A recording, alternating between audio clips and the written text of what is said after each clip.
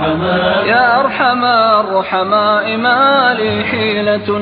إلا الرجوع إليك يا رباه. أنا قد أسأت وأنت رب غافر.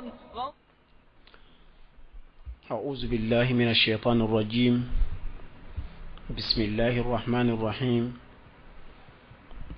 الحمد لله رب العالمين، والصلاة والسلام على سيدنا محمد طب القلوب ودوائها وعافية العبدان وشفائها ونور الأبصار وضيائها وعلى آله وصحبه وسلم تسليما كثيرا آمين. أمبي على تانو كبركة داي kan neman kisini Allah subhanahu wa ta'ala bulu akoche ala kidaka anaka somogona ka sahaba ube no temena ka boyeno ambe lamini kela ube la jelenfo dante foli mina tuba kono ani tuba koka jamana kono ani jamana koka ambe dukutuku ube la jelenfo ambe almami ube fo ambe ala kila bona fo shirifuni quraishu anga foli be katara ube la jelenma aywa ambe meri mogofo ka komanda fo aywa zenes muso kuntigo diga kare mo ambu bela jilen fo mo ni sembe dugu yin tagala amba bela jilen fo dante foli mina ambaw anfaw kalanden kalanaw keren ma ambu bela jilen fo nuka kalandew mo ni walanda keren ne mbi bolo fi izaatu majura amba bela jilen fo dante foli mina aywa no temena kabona anga vantiro ambu bela jilen fo ka foli keren ne suma ka duwaw ke uye ka duwaw nyinu bolo gele aminu be jamana kono Allah subhanahu wa ta'ala kan no yaku bela jelina ala ka hera ke ambe acce ani muso ala ka hera ke ambe ya rabbi no temena ka boyeno biyanga sigi dondo e araba su temene amma yansoro ka sababu yake lako doye mura fargwando tumbana mi alhamdulillah bi ambala tan ko sobe aywa odonga kunya bla yero mina no eta ya mamye aywa ambo to de dafa sisano odongo mo jumende kanga te mamke abeke chukodu na nyogona anyolu bela jelenfo mo imana te mamke be segi salika yero minu na anyolu bela jelenfo bo bishuina amena damine te mam yere afarda amena kuma oka ana sunan ana makruhu ana mandubatu ani achifin ani ashartu ona nyogona to amena kuma oluka suina insha Allah ambe ala dili ala kambe sababa ma anga ketani fota bela jelena kam hiya faraidu tayammum wa ma hiya ako tayammum yere farda joli de bala ani tayammum farda yere jumeni do ango tayammum odonga nya ho tayammum yere ale dira islame manton de ma tuma mina ni jitambolo ka saljita walma kanga janabaw ko amse ga tayammum ke ka aram plaça ya saka bato indaga anyere me ati nogo wuli ka bo annade okmana tayammum yere farda joli de be ala ani a farda yere jumeni okmana farda duru de be alila tayammum farda duru de do faridatul ula farda folo aniyat inda darbatil ula ode tayammum ke baga aben nganiyata aka gosili ko folo la parce que tayammum ke baga ibi bolo ke ka duguma kolo goshi o gosili ko folo min ni boke iben nganiya siri o wakati de la o kuma nganiya ode islamiya bara bela jelenye de innamal a'malu binniyati wa innama likulli imrin ma nawa okumana ika donko fembela jele men ngania de bulu bara bede moye yemi ngania ta ika bara konnana okumana tayammum fana bitento ngania ateta okode ibe ngania deta okumana ale ngania beke chogoti parce que saljita anyo ke chogofo janaba kota anya ke chogofo bo ale de bedda oluka okumana ngania infana ale fana ta bi chogoti be anyani wiya ahada ash-shay'ain ko de tayammum ke baga ika fen flat dola kele iko nganiyata afolo istibahata salati ika sali daga yali nganiyata mena ninke ka sali daga nyire o koro ati nogo wili abise ka sali di daga iye ni wakatin konnala aw istibahata ma mana'ahu al hadas comme o be saldi la chogomina wal ma mena fen daga nyire hadasi kunyen bali kabo femima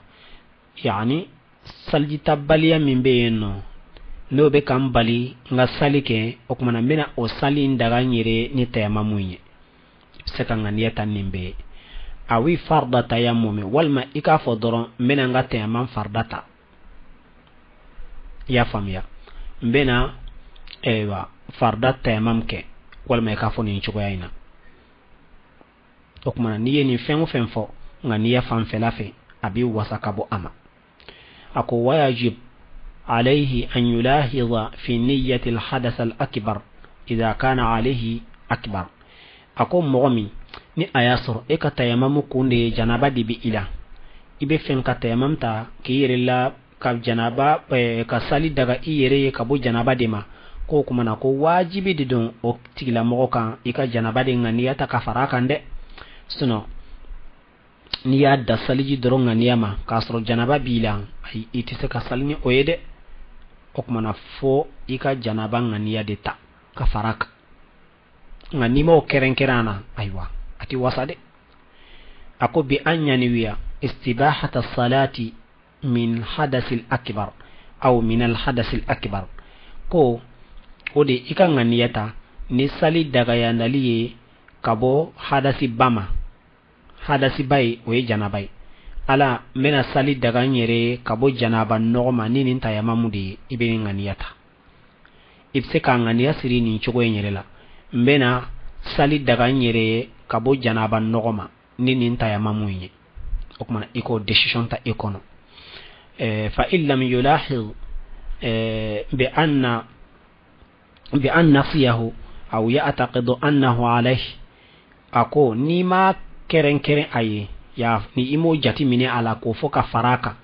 inyina nadi walma ere ma osidi iduskuna walma ere boloko janaba yere tila ibeka tayamam ke inafu janaba tila ay lam yujzi'u ate wasade wa ada abadan ibisigi wasalin ka bada tuma ni bora kalama ibisigaka pasi wabayira aywa amanye haza idha nawa istibahata salati aw istibahata ma mana'ahu alhadath akon nindefle ikanga niyata mbena sali daga nyere ninin tayamamunye walma saliyen bali efemiyen bali kabo salima mbena o daga nyere meno wuli kabo nyerema okmana nimbela jele ni yafo nin chogoyaina ako fa inna wa farda tayammumi fayujzi'uhu an asghar wal akbar niyenga niyata kabo tayamamu farda de ma ni yafo sisano mbena tayamamu farda de ke walma mena farda tayamam de ke niyo nganiyata ko kuma na hal ni ma hadasi bani bele fitini fo ala ko kuma na kabi wasa men ni e ya fodro mena sali daga nyire ni tayamamu nye walma aywa hadasi kunyen bali ka bo fem mino daga nyire ka fo ima hadasi bani fitini fo ka faraka ay kibi segi tayamam ka ni sali bela jelenka ko ka ni nganiyata ka fo de ko mbena farda tayamam ke mana konni o kone kera hal ni ma hadasi bani hadasi fitini fo kabi wasa fa illam yulahizuhu okmana hal nasru konni ma keren ale wa niyyatul akbar ma al asghar mandubatun falaw iqtasara ala niyyatil akbari ajza'ahu anil asghar ko kanga niyata ni hadasi bay ani hadasi fitini ku flabbela jilen faranyokonka kon ninde kanulindo kosobe ikafo mbena aywa hadasi ba saniya ani hadasi fitini saniya minu fla bela jelenke ko fo nyogon fetin chogoyena ko kuma na kode kanulendo konka ni kundanna hadasi ba drone foli ma hal ni ma fitini fo ko abi wasake wala wi itaqada anna alayhi al-akbara fanawahu summa tabayyana lahu khilafuhu ajza'ahu konka ni nganiyata mena hadasi bade tayamamta iyo de nganiyasa siri ko a kofe anana bangiye janaba ire kuntila ka bi wasake ko nasoro ikunya hadasi ba ikunyo de nganiyata ima fitini fo ka faraka ya fodro mena hadasi ba de tayamamke ya famiya o koro mena janaba de tayammum ke bo e ya fo nin cogo ina e re bolo ko janaba de bila ja janaba tila o kofe anana bange i ko ja ko janaba tila ya famiya ko kuma na ko fana bi wasake ateke ka wajibe ka fi ga sigi tayammum ka wal sali yere ka tuguni ولا ينوي رفع الحدث لأن التيمم لا يرفع الحدث أكو إكنا حدثي تالي إكنا نغني يسير تيمم لدي كافو من حدثي ولي كابون يرلا كو مثال جي لبا فو چوكو من والما جنابا كو لبا فو چوكو من أي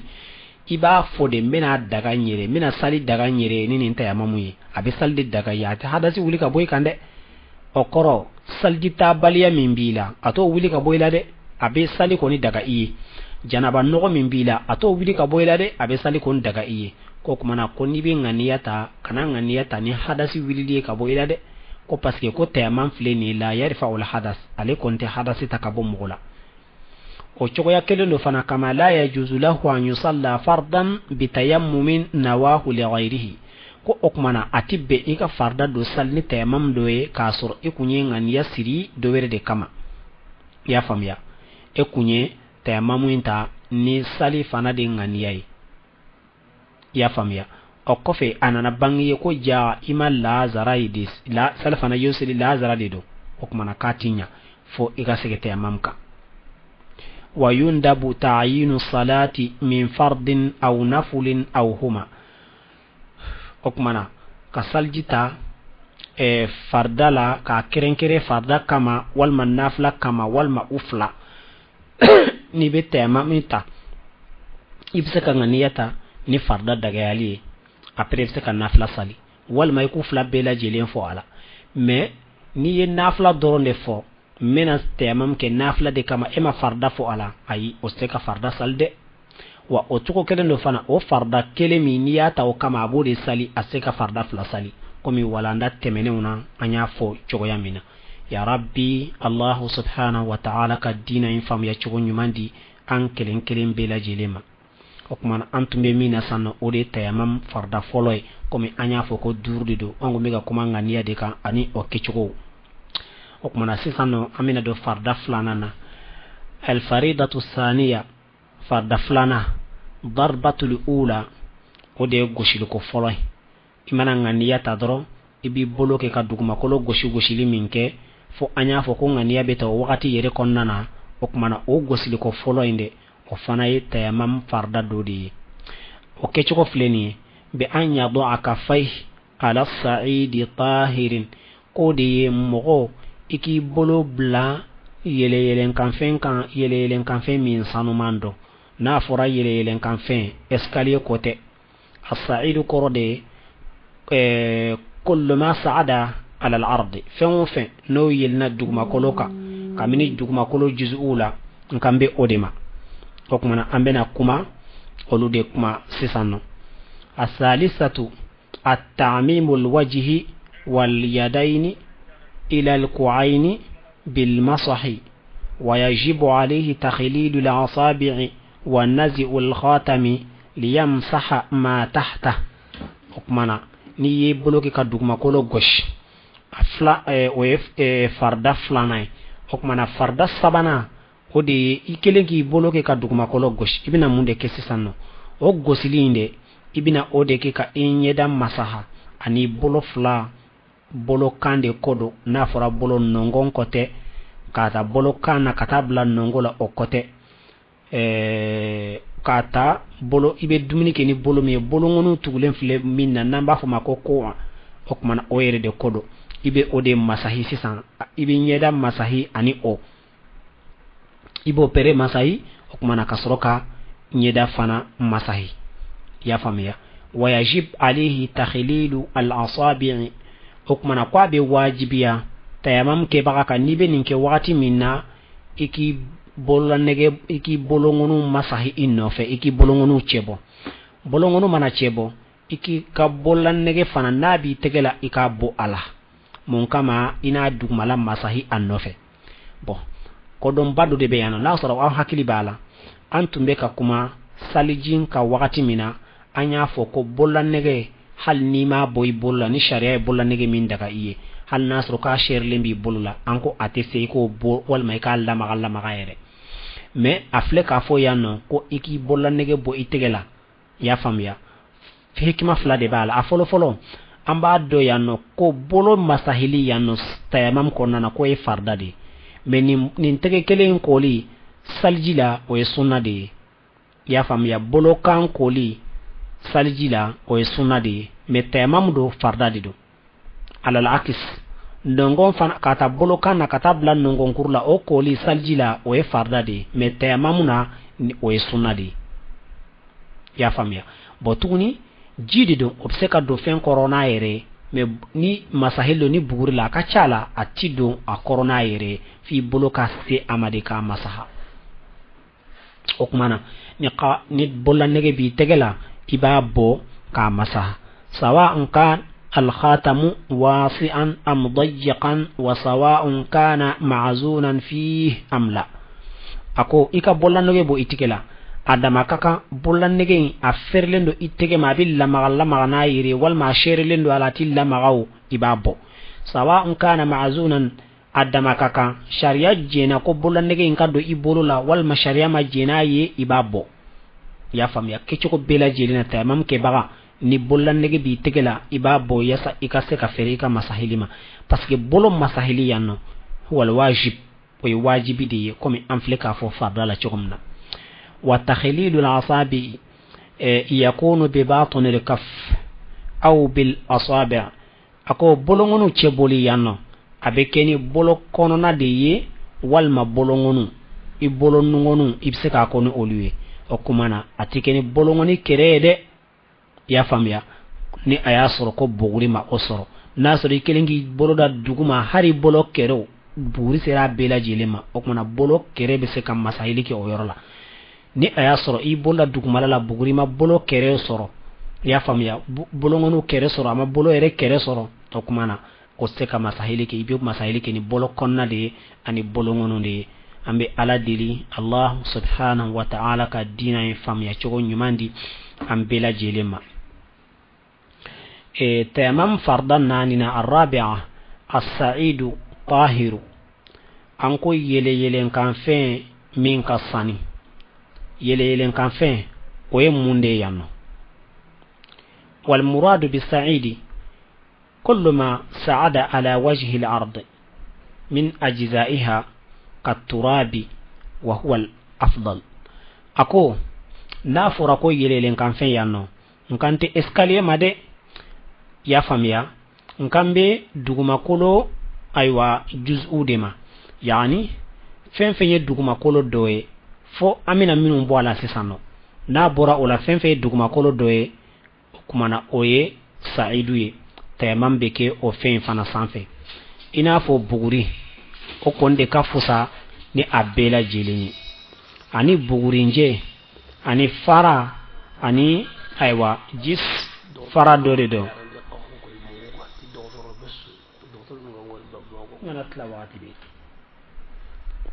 ani jisu fana o fana ye none do de aywa kamini farawula nga aka soro o jinsu ni amake fen tobi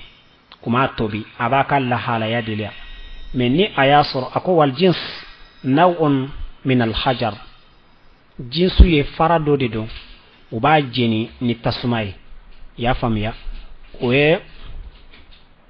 onu ya jeni fara fenge ubetlaka aywa joli kena ay tuguni kamini ponna ani misirula ani sola minu yeso bawi okmana ka soro amajen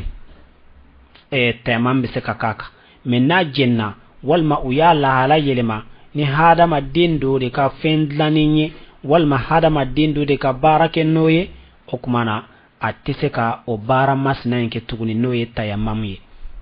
okmana nu ya jen kaba lam yujizu tayammam alayhi li'annahu kharaja bi san'atin ya famya okoroba yira ayelemana abura adan chogo yerela ya famya an kaunihi sa'idan aka akunganga ke ka tayammam ka sanfe okmana ayelemana kabo olla halayala ateka kai okmana buguri obseka kai chenchen obseka kai fara bi se ka kai bele bi se ka kai fenfe dugumakolo juzu udoye o bela jele mi se ka kai komi anya fo chogo minna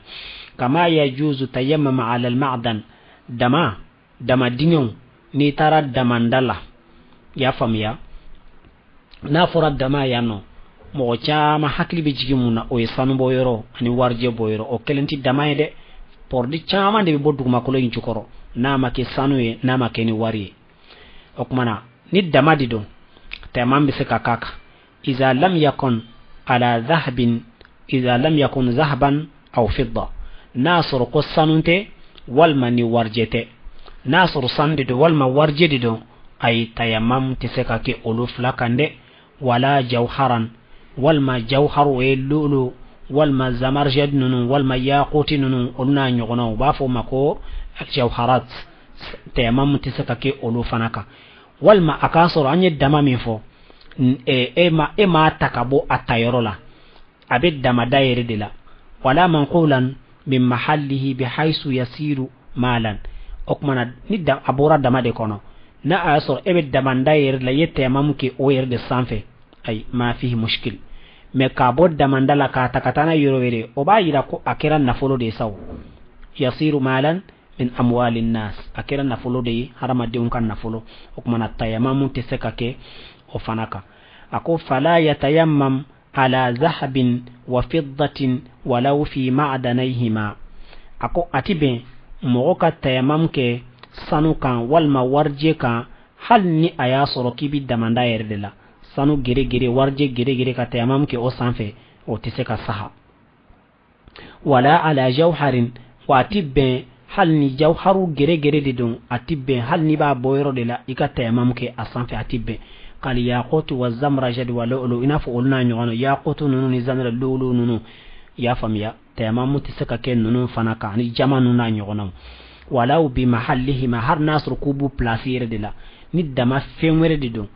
تمام تسكا كولا كاتوا بلاسيلا من نونو هل ناس ركوبي دمنداير دلا اي اولو لابانا واتيبه ikake ya famia atebe tmam kake ko fana sanfe walma faran nugulendo walma nege walma fuwa walma kimbiriti walma kale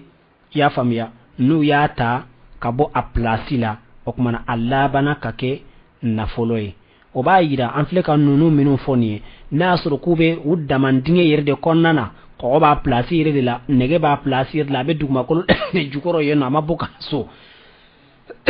okmana tema mi seka ke akayenno nganu ya ta ka ba plasila kana na idro abe mo bolo ay akira na folo de sa tema mi seka ko ka okmana ko an fleka ni fe minu foni amma ma damati fi mawdiha fayajuz okmana an fleka ni minu foni nasru ku du male mi u plasir de la nege ba plasir de la fogambe yende kiriyombe yende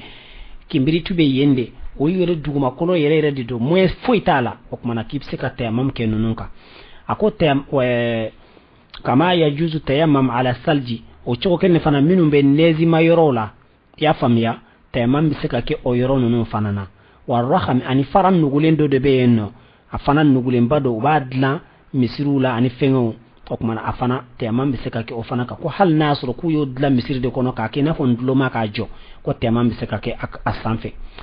akonka obi tayammum bali akake yiri sanfe de takuru wal ma jiri kuru onna nyogona wal hashish ani bin ona nyogona afleta bin min kan akera bin de benyo akera bin kane ka daw wal ma bin be foro de kono ay tayammum teke bin fana sanfe ya famia hal ni aya soro kima nyogona soro iti tayammum ke nunu shi sanfe komi anya fo jogo minna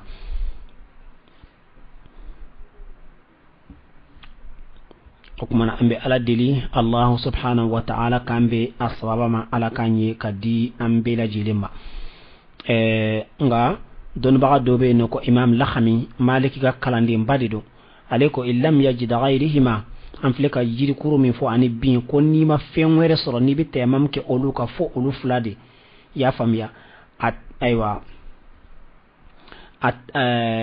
ka dobere takana wal maku ubo unnola o seka ma faguya wati dun corona kwa be ka temam ke uka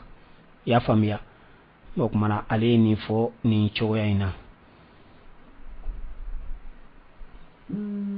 kuma be ala dili Allah subhanahu wa ta'ala ka dina in famiya cogo nyumandi an bela jelema no temena ka boyeno amena do aduruna de la sisano al khamisatu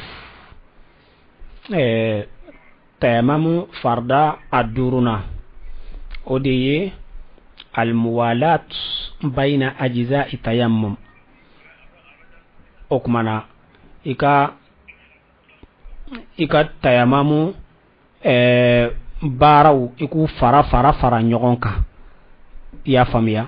كومي أنيا فو تشوكو منا كسالجي تغو نيغونا كجانبا كو تغو نيغونا ديفرانسي كانا دو أوني نيغونشي o chogo kelen do fana ika saliji ika tayamam fana ke o chogo yala o chogo kelen do fana ika tayamam fana ko o chogo yala ikana to difference ka do uni nyogonche ya famiya ajiza tayammum wa bayna ma fu'ila lahu min salatin wa nahwiha bo chogo kelen do fana kana to difference ka do tayamam talini sali fana che ni tayamam ke dron ika sali tuwala ako fa in tafarraqa wa tala bada'a tayammuma wala yabni wa in nasiya ako o temenen ko fe ni bi temam ke anko ikana to temamu fenka do unin yogonche wiyere tato bo temam talen ko fe fana difference kana do temam fana ni salice komme ni wakati janyana ko kuma kibi senga temam ta kurai ya famia konka nasoro ko har inyina nade ayi ko atebbe ika bina oke alela ibi sega ka kurade okmana oye ni farda duro min fora tamam la ode ni kanga niya siri aya ka dugma ko bugol ko foloke aywa ka nyeda bela jele labo ani bolo kan ko lu bela jele labo ani aywa annani na yelelen kan fe mi bi tamam ko ere sanfe o kechogo ani aduruna iku tukutugu nyogona ninde tamam farda duro ambe ala dili Allah subhanahu wa ta'ala ka dina fam ya chogo nyumandi ambela jelema bon sisano farda bana ni farda bana mundi be tugola sisano as-sunna ya famia parce que farda yi atinya minko sunna yi aywa na cheni bolo dlan chogo bi soro ola ako kam hiya sunnatuhu sunanuhu wa ma hiya ako tamam sunna yi jolde ani jumeni de sunanuhu arba'un ango farda e duruye okmana sunna o nani ndi a folo tartibu ka tugutugulike bi an ya musahal yadaini ba'da alwajh ko de tamam ke baga o de igi bolo masahi ya famiya nyeda kofe ya famiya wa inna kasa aada al-yadaini in qaruba zamanu aw yattasilu bihi amma law ba'da zaman aw salla bihadha tayammum fatati sunnatu tartib ya famiya okmana ni bolo gosi duguma ibe nyeda masahi apere ibena tege fana masahi ya famiya bo ka nyeda masahi ka tege masahi nyeda nye oye ka uya turwa kanka ya fama kono kera doron ibe segi ka tege ke tuguni idha qaruba dhamanu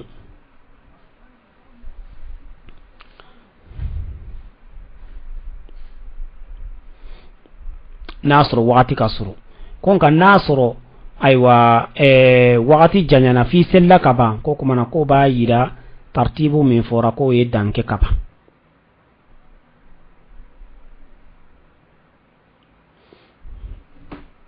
ala kambe asbabama ala kanye kadi amma o ba yira ni bete mamna ni bolo goshi duguma ya famia ibe nyeda masahi ka bolo masahi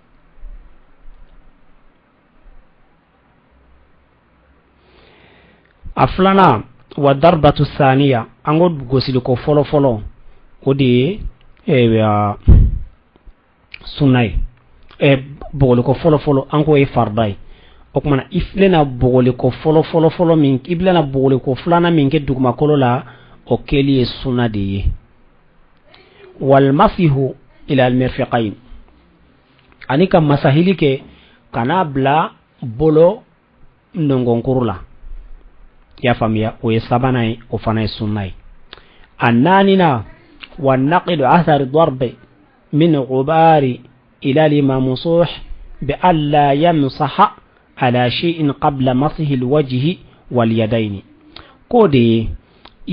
i bolo maga bugurila o noyen yerede kamini pusherila iko o de lasse ibe feka yoro min masahi kamini nyeda la ani bolo la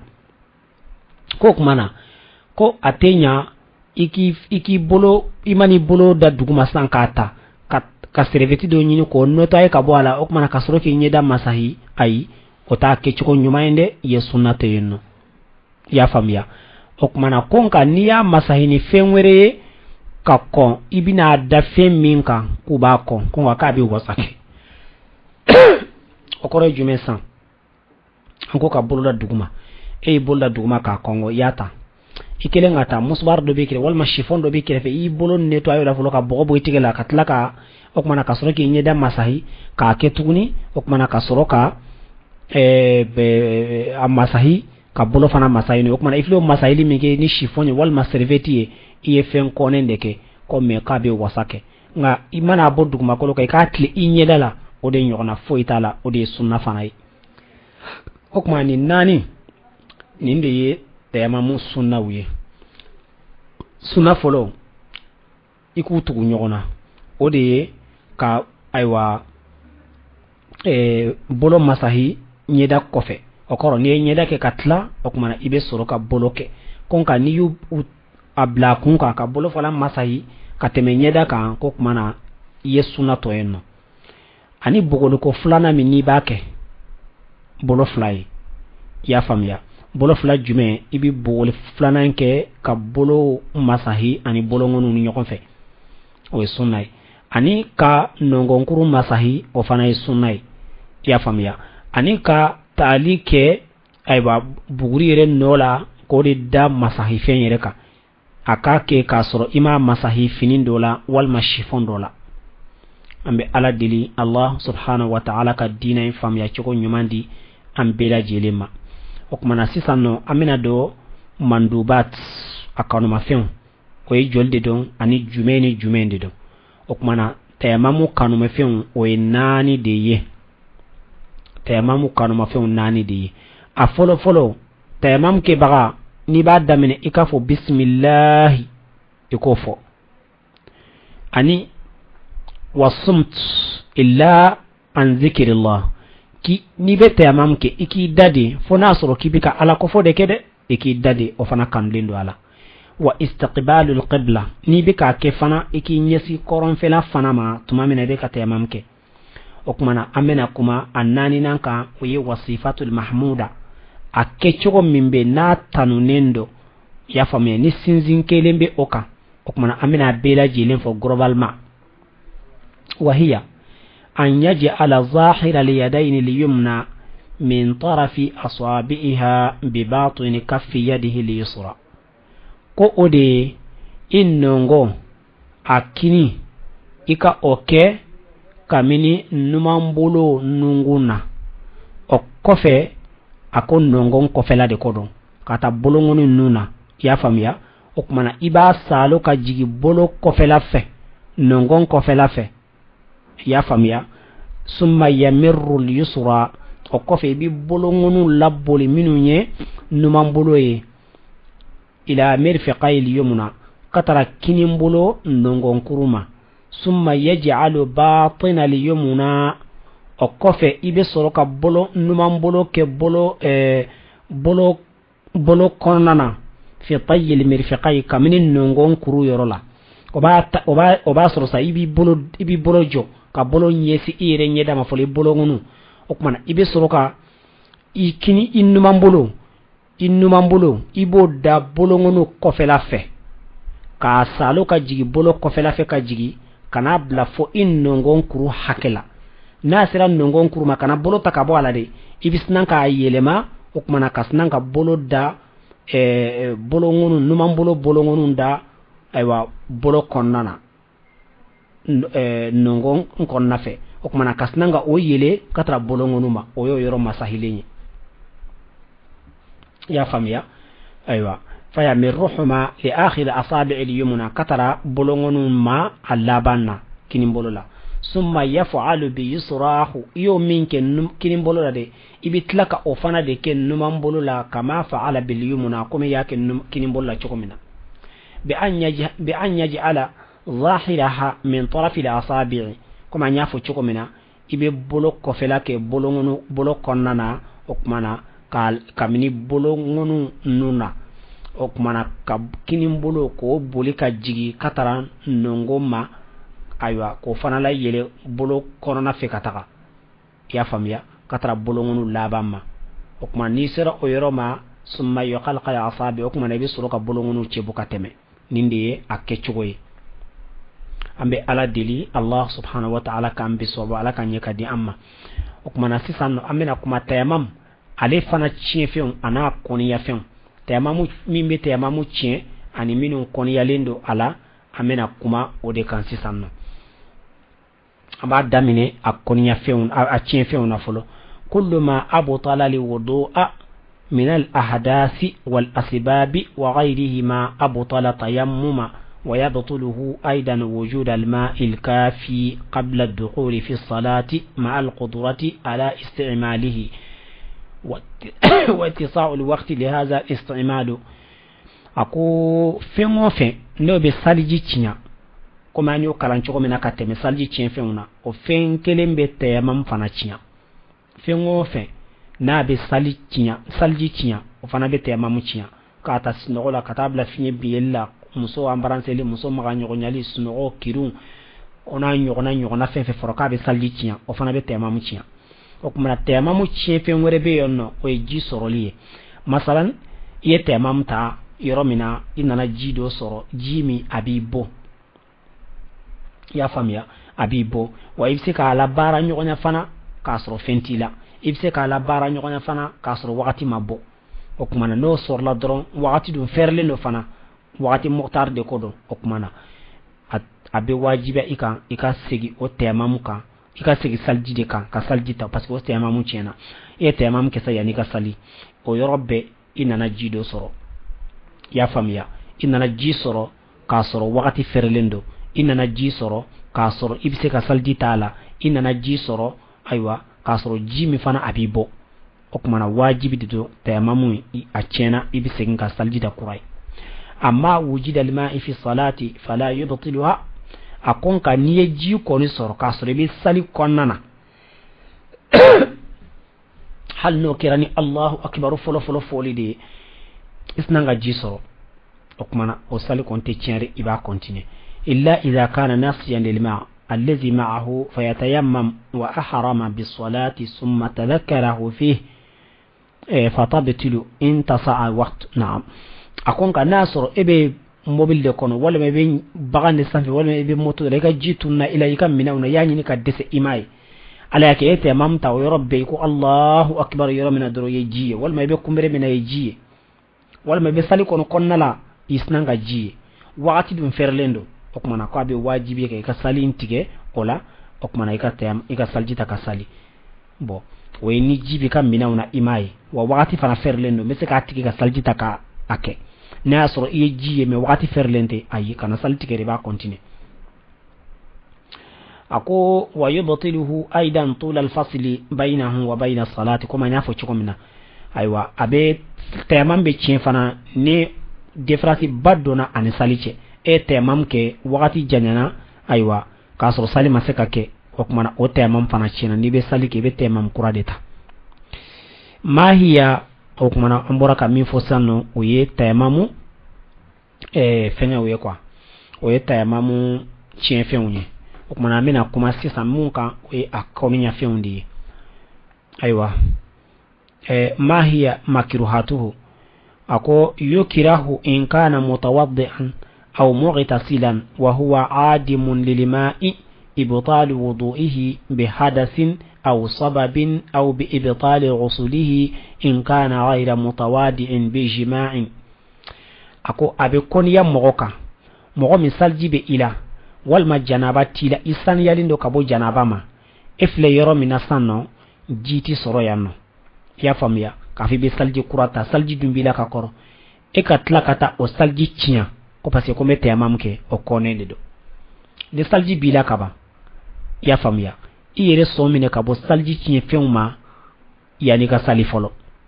o choko kele no fana jite ebolo janabatila okmana o wakati la amba fiye kiga kafo nyogonya to yeno folo ikana taka janaba bla iyere kan kasro jiti bolo kibi temamke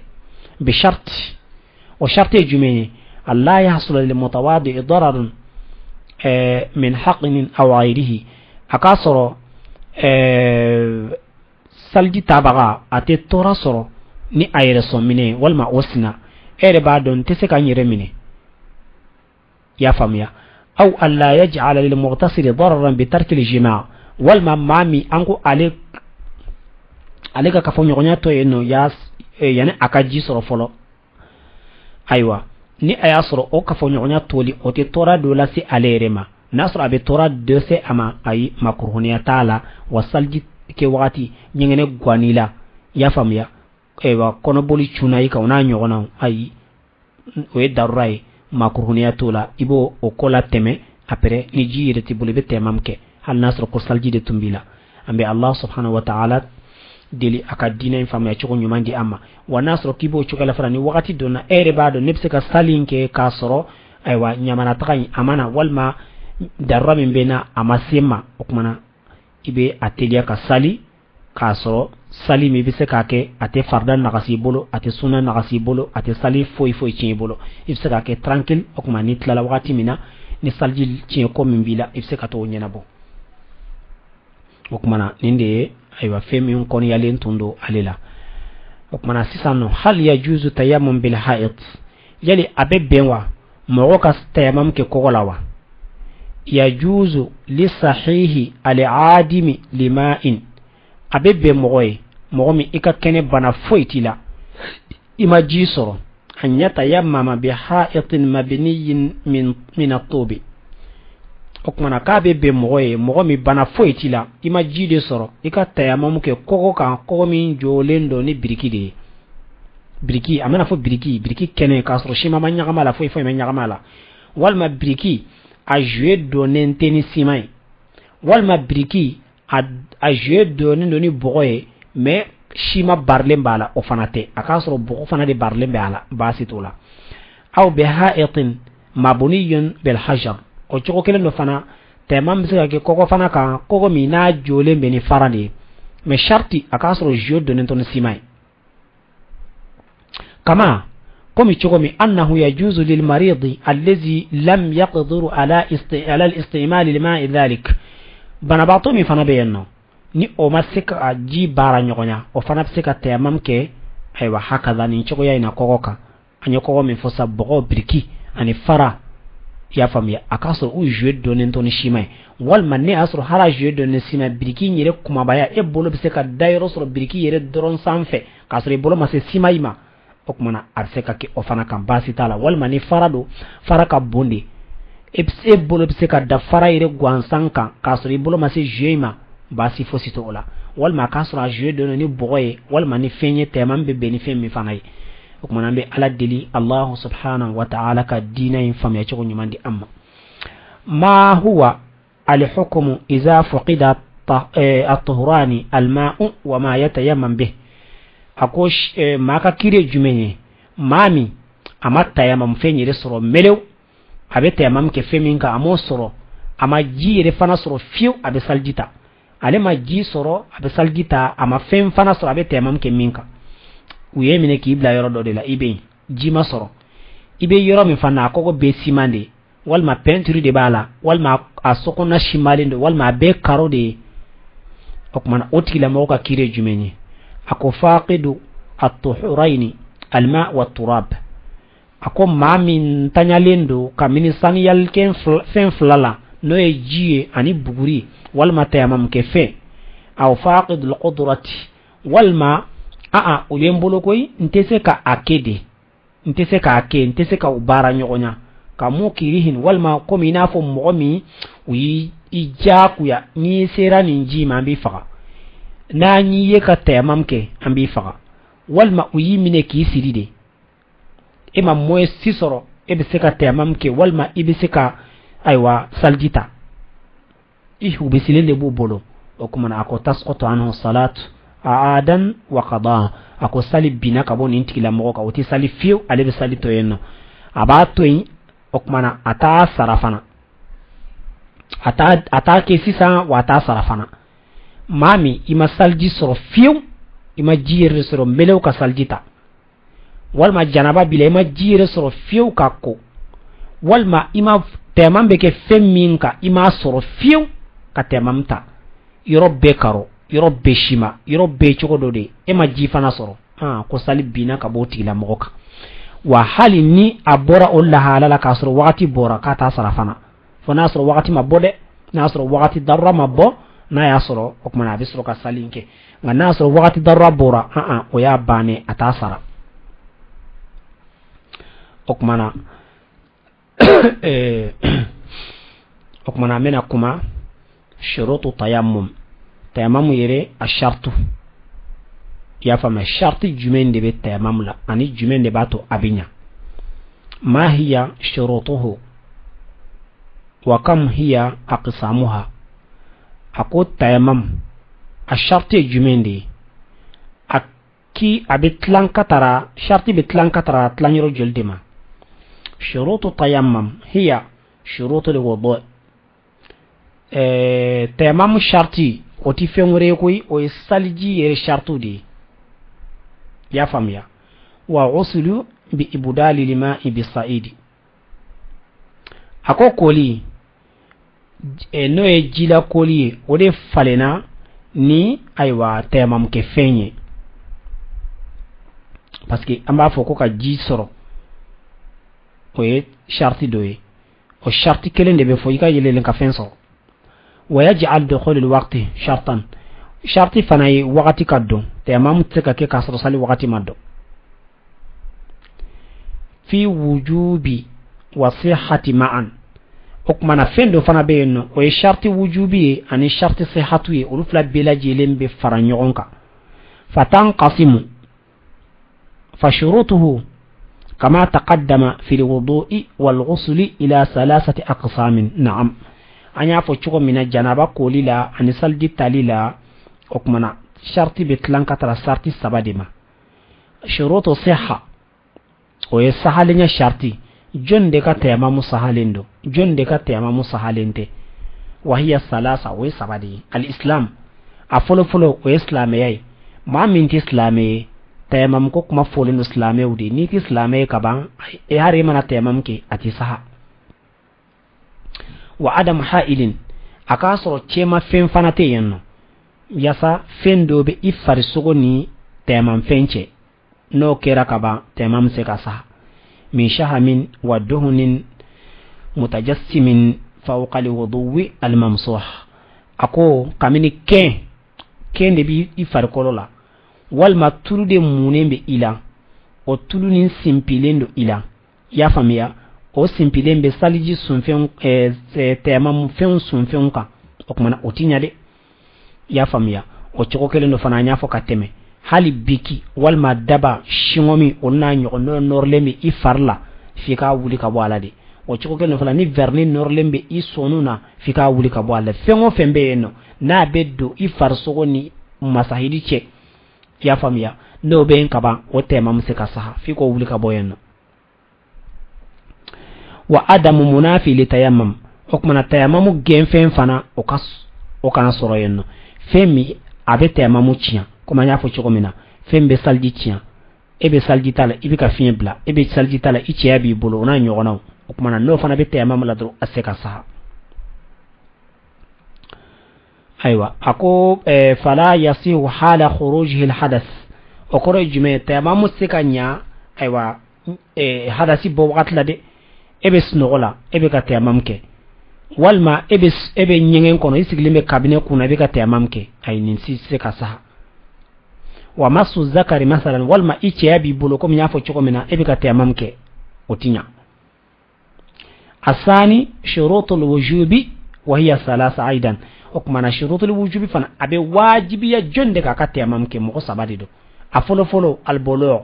balighu wal qudra ani akase ka tayammamu yere ke folo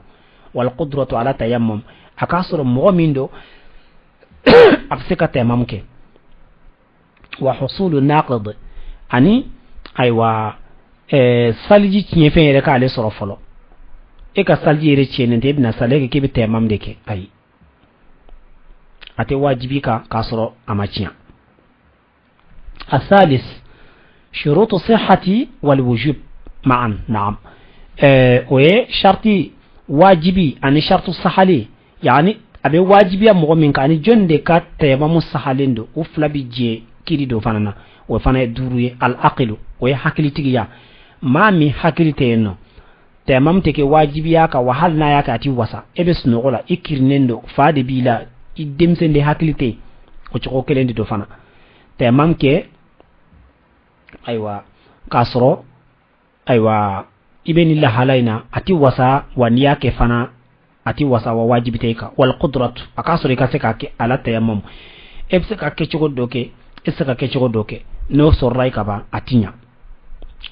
wan naqa'u min al hayd akasoro muso fana do asani mando ka bo haidima haidi be ele eke be tayammum ke wajibi tayka ka tayammum ke waniya ke fana ati wasa wan nifas muso mbe bangi jolla muso bangi jolto na le fana ko abi temam ke ati wasa wati wajibi aka fana kake anna yake fana ati wasa wa wujudu ma yutayammamu bihi ya famia ani fendo ka soro ibi temam ke feminka femi na fara ko temam te kaka ima osoro okman ati wajibi ayka wani yake fana ati wasa masalan ango temam se ka ke debenka asaka ke karoka asaka ke simanka ema foi soro bi temam ke minka e tara temam ke karoka tento walma sima ka tento ay ati wasa wa adamu nawmi wal ghafla o chokel no fana ka soro yire hakili bala inyina nente e hakili yire tika temam fere e hakili ta fe bis no wala wana nyo walma ifene walma wi is no bato temam deke ay ati wasa wajibite ikaka ito suno ko ina walma nyina en konnala wa hal ni yake fana ati wasa والدخول الوقت وقت فنكدو وقت مما سيفولو تمام كيلتي واجب إكا كيكوكي كسر وقت مدو بني وقت مدو فننياكي أتي وسا فلا يتيمم لفريض إلا بعد الدخول وقتها كوت تيمم كون كفرد الشكما فو وقت كدون دي يا فاميا فو وقت كدون ni وقت مدو أتينا ووقت الصلاة الفائتة والما إبت هو زمن ما تذكر أكون نيسالي وقت فاتو لندو يا فاميا مثلا أنفليا ne hakiltu mbora fitirla jidi tembolo mina temam deke fitiri baro gon temena kama okmana ni o temene enkera I hakili mana jigola wakati mina ode oka wakati okmana sali wakati fatile aleka wakati tuma mina ni hakili jiginala okmana ninde kunye temamuna akibaria wi ana diuna fauna baw temam koko ni hakila obela jilem bana yano ni alaya latike araba sunna tay amena kuma khofi de ka insha Allah ka kuma oka khofiye munde ani ka ofana danatige insha Allah ke chogona abochugo ko pela jele nyefo au bise ka wala li basura la chogomna ko me anfle ka boka ni detail chogomna insha Allah fiqu kon bonda amena sekala ya sammo na seka Allah subhanahu wa ta'ala ka dinai mfamia ani alabatu chogo anyuma ana seka famia mo fe chogomna kuma tema mko kibari yako ni ojora yanu ambe bela jilenfo ka duwawu nyini be bolo ka duwawu ke be amba fo alaka hera ke anye alaka gerejogo fo ninka haminan ko bela jilen noya alaka hera ke anye avantiro jamana yoro minun ka gele ambe ala deli Allah subhanahu wa ta'ala kan noya ke ambe gelabe yoro alaka gele ya wuli an sigi bagaw anan tamadiu alaka anga gele ya bela jilen wuli minun tay denko e ka dendi oluma minun tay muso ko e ka muso di oluma minun tay che ko e ka che no ya uye minun tay nafolo ko e alaka nafolo di anuma minun tay bana ko de Allah subhanahu wa ta'ala ka kenya di anuma minun tay juru ko de alaka no ya ke o kase ko ka juru sara minun fana taw balanendo Allah subhanahu wa ta'ala ka no ya ko taw soro o kuma alaka bela jile haminya minun tay fengo fenye banako ala ka kenya di uma minun tay kalanko ala ka doni di uma minun tay joyro ko e papier ko ala ka bela jilen tan noya ala ka hera kan bela jilin ala ka gerje ko fon ka haminan ko bela jilen noya anga mo korbaw ala ka shi baduma ka shi chaman duma ni kenya ala ka nyeme ula a cena muso bela jile ay wa karamogo ala ko nyumanto ankoro kam me kan kala o kam me kan blasra o kam me kan la famia tabagaw ala ko hina ko qabran no ka baradali noya uye ya rabbi ala ka hera ke ambe fenfe nyini ala bolo ala ka noya nyi ambe sra fenfe nyi allah subhanahu wa ta'ala kan kisi o fenama ala ka hera ke ambe amba fa allahumma salli ala sayyidina muhammad wa ala alihi wa sahbihi wa sallim tasliman kaseera اللهم إني أسألك بأنك أنت الله الواحد الأحد الصمد الذي لم يلد ولم يولد ولم يكن له كفوا أحد اللهم إني أسألك بأنك أنت الله الواحد الأحد الصمد الذي لم يلد ولم يولد ولم يكن له كفوا أحد اللهم لا فرج إلا فرجك ولا لطف إلا لطف فرج عنا كل هم وغم وكرب وارفع عنا هذه المهنة والبلية ودفعها بيدك القوية إنك على كل شيء قدير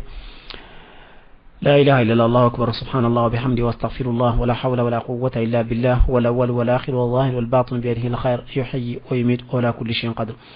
اللهم إني أسألك باسمك العظيم العظم وباسمك الباسط العليم والسميع الرحيم أن توارثنا علم الأولين والآخرين وتجعلنا من العلماء العارفين الصالحين العاملين وتوسع رزقنا بين الأقران بحق ذاتك الألوهية ونبيك الحبيب محمد صلى الله عليه وسلم سبحان ربك رب العزة ما يصفون وسلام على المرسلين والحمد لله رب العالمين غوثاه مما قد طرى غوثاه مما قد طرى غوثاه يا أرحم الرحماء ما لي حيلة